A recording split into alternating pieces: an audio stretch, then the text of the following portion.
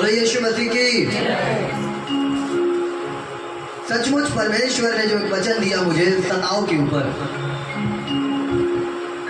आज हम लोगों को ये वचन देखना है कि कैसे मसीह यीशु में हमको स्थिर होना। तो मैं यहाँ पर मेरे प्रियो, जो परमेश्वर का वचन, परमेश्वर का जो कलाम है, हमसे आपसे बात को कहता है कि मैं अपने प्रभु यीशु मसीह का, जिसने मुझे सामर्थ्य दी है, धन्यवाद करता हूं कि उसने मुझे विश्वास योग समझकर अपनी सेवा के लिए ठहराया।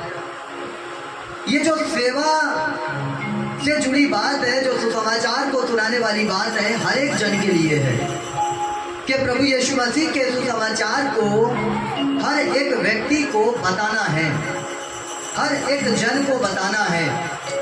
हम में से कोई भी ऐसे व्यक्ति नहीं है कि मेरे प्रियो हम ये कह सकें कि नहीं, ये मेरा काम नहीं है या मेरा ये कर्तव्य नहीं है कि मैं परमेश्वर के सुसमाचार को किसी को ना बताऊं।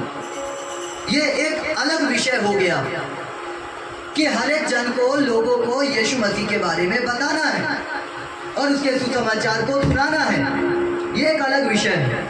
जितने भी हम सब यहाँ पर बैठे हैं, सारे लोग बैठे हैं, हर एक की व्यक्तिगत जिम्मेदारी है कि आप प्रभु यीशु मसीह के सुसमाचार को जाकर लोगों को बताएं, उसके उद्धार के बारे में बताएं, उसकी सामर्थ के बारे में बताएं, उसकी चंगाई के बारे में बताएं, उसके हीलिंग के बारे में बताएं, उसकी मुक्ति के बारे में बताएं। हर एक व्यक्ति को जो परमेश्वर को जानते हैं, जिन्होंने उद्धार पाया है, उनका ये कर्तव्य है कि वो अपने कर्तव्य को बखूबी जाकर निभाएं संसार के अंदर। लेकिन ये अलग विषय है। अब जो विषय है कि परमेश्वर उन्हीं में से किसी ऐसे लोगों को चुनता है जो परमेश्वर की पूरे रीति से सेवा करते हैं, जो उसके कलीसिया को चलाते हैं, जो उसके मिनिस्ट्री को चलाते हैं, जो मेरे प्रियो सुसमाचार लोगों को बताते हैं, जो एक अगुवे बनकर लोगों का संचालन करते हैं, उनको शिक्षा देते हैं, उनको बताते हैं। ये बात परमेश्वर अभी हमको यहाँ पर बता रहा है कि परमेश्वर का धन्यवाद हो कि उसने मुझे अपनी सामर्थ्य भरा और मुझे विश्वास योग्य समझा और उसने मुझे अपनी सेवा दी है। यह परमेश्वर आज बताता है। हर किसी के भाग्य में ये सेवकाई नहीं होती है। हर कोई पास्टर नहीं बन सकता है, हर कोई अगवा चर्च नहीं चला सकता है, हर एक जन मेरे प्रियो कलीसिया का निर्माण नहीं कर सकते हैं।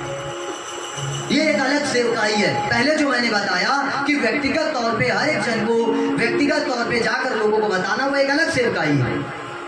और जो चर्च चलाते, जो कलीसिया चलाते हैं, उनके लिए एक अलग सेवकाई है, जिनको परमेश्वर माँ के गर्भ से चुनता है और मेरे प्रियो नियुक्त करता है कि आने वाले भविष्य में या आने वाले दिनों में वो कलीसियाओं का निर्माण करें, वो चर्च को चलाएं, वो लोगों को गाइड करें, वो लोगों को शिक्षा दें, उनको तैयार करें और उनको बचाएं। और जो लोग जाकर यीशु मसीह के सुसमाचार को लोगों को बताएं, उनको ये गाइड करें। हालेलुया।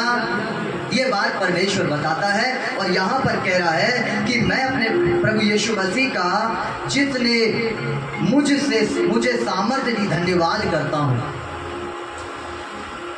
जो लोग ये सेवा कर रहे हैं, उनको परमेश्वर का धन्यवाद करना कि प्रभु तूने मुझे इस योग्य समझा कि मुझे एक अगुवा बनाया, या मुझे एक सेवक बनाया, या मुझे तू रास्ता बताया कि मैं लोगों को गाइड करूँ। और आगे कहता है, और मुझे विश्वास योग्य समझकर अपनी सेवा का काम दिया है। अरे को कभी बहुत से लोगों को सेवा का काम नहीं मिलता। और या बाय द वे, आज तो वैसे भी मिलावटी समय है, मिलावटी काम चल रहा है, सब देखा देखा काम चल रहा है। जो परमेश्वर की ओर से भेजे नहीं गए हैं, वो किसी भी रीति से काम, चाहे कितनी भी कोशिश करें, वो एक काम कर सकते हैं। वो किसी अभिषिक्त अगुवे के साथ जुड़कर उनकी ग्रेस को पाकर वो काम कर सकते हैं, लेकिन प्रॉपर तरीके से वो काम को नहीं कर सकते। जिसका चुनाव परमेश्वर ने जगत की उत्पत्ति से पहले उनके माता के गर्भ में कर दिया है, वही लोग सही रीति से सेवा कर सकते हैं। हर एक जन नहीं कर सकता। मैं ये अलग विषय है कि वो किसी अगुवे के ग्रेस में आकर उस मिनिस्ट्री से जुड़कर, उस सेवकाई से जुड़कर, उस ग्रेस को पाकर वो कुछ काम कर सकते हैं, लेकिन प्रॉपर काम नहीं कर सकते हैं, क्योंकि प्रॉपर काम परमेश्वर ने जिसको चुना है केवल उन्हीं के लिए रखा है। हर किसी के भाग्य में सेवा नहीं, लेकिन जिनको मिली है उनको बड़े ईमानदारी के साथ करना है, बहुत वफादारी के साथ करना है, क्योंकि ये सेवा हर एक व्यक्ति को नहीं मिलती। याजक का काम हर एक किसी को नहीं मिलता है, लेकिन जिनको मिला है उनको बड़े ही ईमानदारी और वफादारी के साथ करना है कि परमेश्वर उनके लाइफ में, उनके ज़िंदगी में उन्नति और बढ़ोतरी को दे। मैं नहीं जानता आप में से कौन भविष्य में सेवक बन जाएगा, लेकिन परमेश्वर जानता सारी चीज़ों, खुदावन जानता सारी चीज़ों को, और अगर उसने हमको चुना है तो उसके अनुसार हमको चलना है। फिर आगे 13वां पद कहता है, मैं तो पहले निंदा करने वाला और सताने वाला और अंधेर करने वाला था। मैं पहले क्या था? निंदा करने वाला, सताने वाला और अंधेर करने वाला था। मतलब संसार में जो हमारा जीवन था, पहले हम लोग निंदा करते थे, किसी का अंधेर कर देते थे, किसी के साथ अन्याय करते थे, गलत करते थे, और आगे लिखा हुआ है और सताते थे लोगों को। आज हम लोग अच्छा जीवन जीते हैं तो लोग आज अपन को सताते हैं। आज अपन ने मसीह यीशु को ओढ़ लिया है, यीशु मसीह के चोले को अपन पहन लिए हैं, यीशु मसीह को अपन ने जान लिया है, तो मेरे प्रिय आज हम किसी को गाली नहीं दे सकते, आज हम किसी को मार नहीं सकते, आज हम किसी की बुराई नहीं कर सकते, आज हम किसी के बारे में नहीं कह सकते कुछ भी। तो आज लोग मेरे प्रियो आपको और मुझे सताते हैं, लेकिन पहले हमारा भी रास्ता यही था। पहले हम लोग भी लोगों को छेड़ते थे, लोगों को मारते थे, लोगों को पीटते थे, उनको जबरन परेशान करते थे, जबरन टॉर्चर करते थे, चाहे कोई भी कुछ भी हो। पहले पौलुस कहता है, पहले ये वचन यहाँ पर कहता है कि पहले मैं भी ऐसा ही था, लेकिन परमेश्वर की दया मुझ पर हुई। पहले मैं अंधेर करता था, गलत करता था, गलत चीज़ों को करता था, लोगों को सताता था, लेकिन परमेश्वर की बड़ी दया हुई, और लिखा है मुझ पर दया हुई क्योंकि मैंने अविश्वास की दशा में बिन समझे बूझे ये किया था।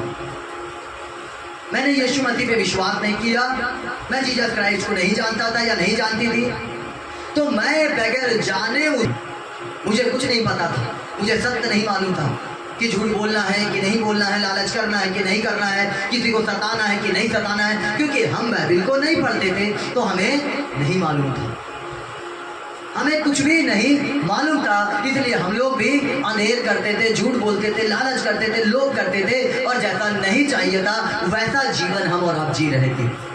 लेकिन जैसे ही हमने प्रभु को जाना, जैसे हमने यीशु मसीह को जाना, तो मेरा और आपका जिंदगी बदल गई।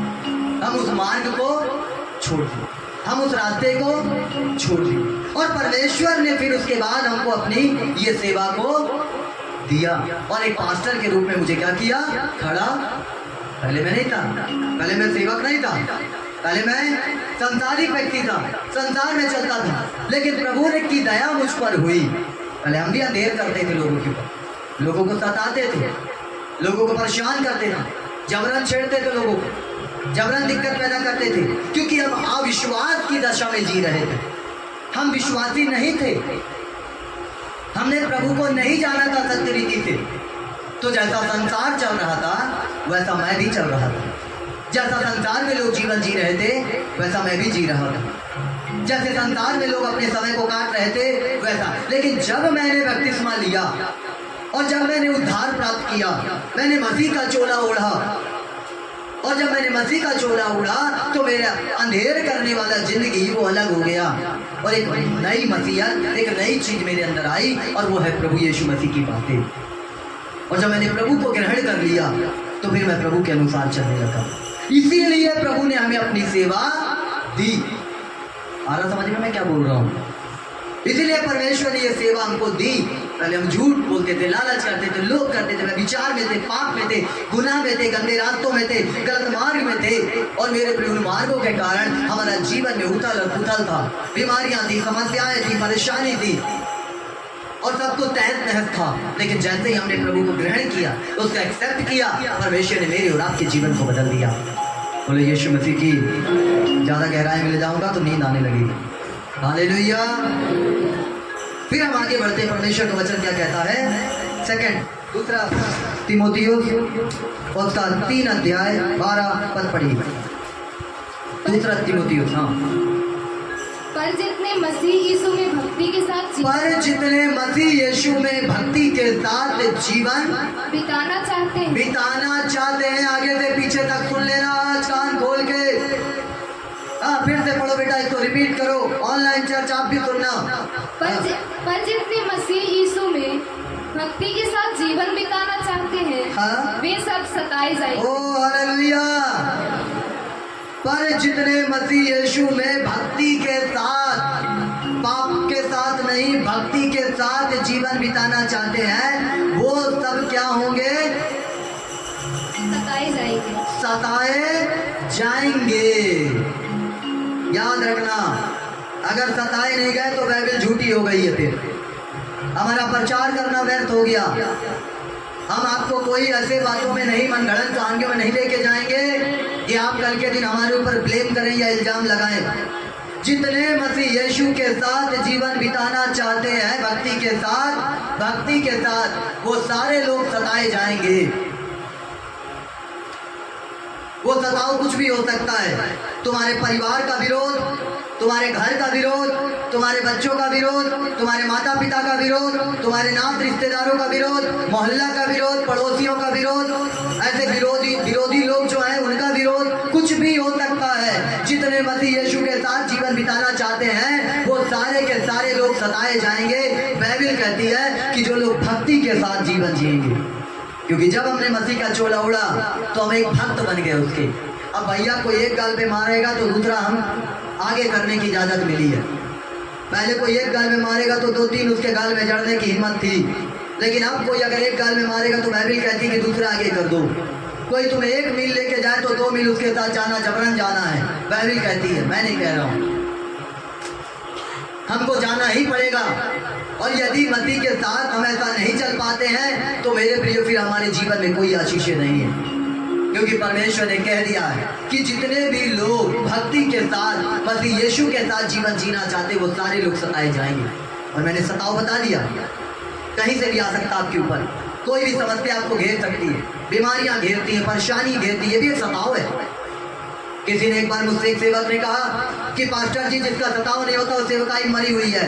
हमने बोला, भाई साहब तुम्हारे ऊपर कितना सताव हुआ? बोले, हम लोग तो आए दिन जेल जाते। बोला, धन्यवाद, लेकिन जेल भी उनके लिए बना है जो लोगों को परमेश्वर ले जाना चाहता, सबके लिए नहीं बना है।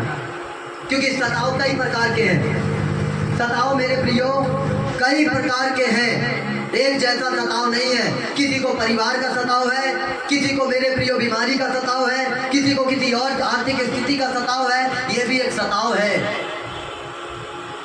हर प्रकार से सताव मनुष्यों के जीवन से अलग अलग रूप में आता है। अय्यूब के ऊपर सताव आया तो जेल नहीं गया था वो, उसके बच्चे मारे गए, उसका पूरा व्यापार, पूरा धन संपत्ति नाश हो गया, उसके शरीर में फोड़े आ गए, वो भी एक सताव था। पौलुस जेल खाने के अंदर गया, वो उसके ऊपर एक सताव था। पतरस जेल में गया, वो उसके ऊपर एक सताव था। हर एक व्यक्ति के ऊपर अलग अलग सताव है, एक जैसा सताव किसी के ऊपर नहीं हो सकता है। परमेश्वर ने सबको अलग अलग काम सौंपे हैं, जो जितना सह सकता है उतना ही परमेश्वर उसको सहन से बाहर परीक्षा में पढ़ने नहीं देता, उतना ही उसको सहने की शक्ति देता है। हालेलुया। आज परमेश्वर का वचन कहता है कि जितने भक्ति के साथ जीवन बिताना चाहते हैं मसीह यीशु के साथ, वो सारे सताए जाएंगे। आज आपने अपना सताव खोज लो। तुम में से कितनों के पति बोले होंगे चर्च मत जाना, कितनों की पत्नियां बोली होंगी चर्च मत जाना, कितनों के बच्चे बोलेंगे जल्दी चर्च से आ जाना अम्मा। ये भी एक सताव है, ये भी एक सताव है। कितनों के माता पिता बोलते होंगे बच्चे बंद करो चर्च जाना, ये भी एक सताव है। जरूरी नहीं कि जेल में जाके बंद हो जाओ, वही एक सताव है, ये भी एक सताव है। हर तरीके का सताव जो है वो इंसानों के ऊपर आता है। बीमारी भी एक सताव। अच्छा जीवन जी रहे हो, अच्छी लाइफ जी रहे हो, उपवास रखे हो, प्रार्थना कर रहे हो, दुआ कर रहे हो, और फिर भी तुम्हारे शरीर में दुर्बलता और कमजोरी है, या कोई शारीरिक ऐसा कोई बीमारी है और आप उसको सह रहे हैं, वो भी एक सताव है। लेकिन सारे चीज़ों से एक दिन मुक्ति तो मिलनी है, चाहे वो बीमारी हो, चाहे वो लोग हो, चाहे वो परिवार हो, चाहे कोई भी। और परमेश्वर उन सताओं से एक दिन पूरे रीति से आजाद करेगा, यदि हम परमेश्वर के साथ एक अच्छा जीवन जिएंगे तो। हालेलुया।